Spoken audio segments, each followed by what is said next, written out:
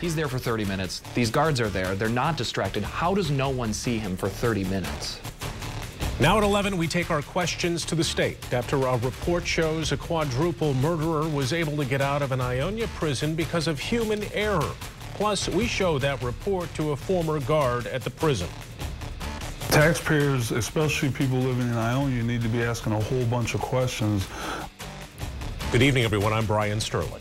And I'm Marley Ginter. We have team coverage tonight, starting with 24 News 8's Tom Hillen, who has been going through this report and had some tough questions for the Department of Corrections officials. Well, Brian and Marley, this escape should never have happened, and the state report shows that if people at the Ionia Corrections Facility were doing their jobs, it wouldn't have happened.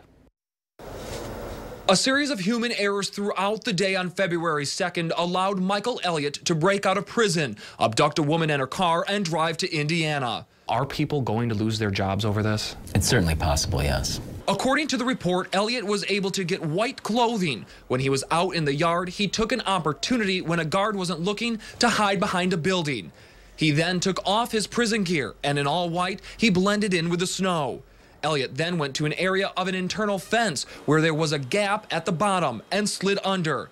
He then went to the Sally Port, the area where people drive in and out, and began to peel back the fence with a pair of craft scissors and his belt.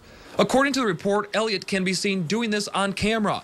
Problem was, no one saw it. That's a very good question, is how that camera footage was disregarded, how no one was able to pick up on him. The fences in the Sally Port are equipped with alarms. They were tested the day Elliot escaped, but never reset.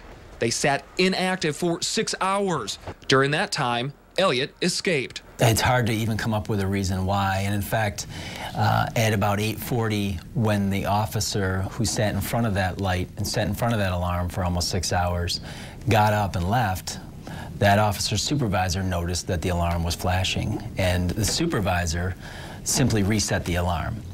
Did not investigate how long it had been flashing, why it had been flashing. A third alarm that should have gone off was misaligned and didn't sound. Here we have a prisoner that's able to get under one fence, break through 2 more. There's no alarms that go off because they weren't reset properly. There were alarms that were not aligned properly. To me, this seems like there's a management issue at the Ionia Corrections Facility. Well, that may be true, and you know, the staff complacency is a problem there.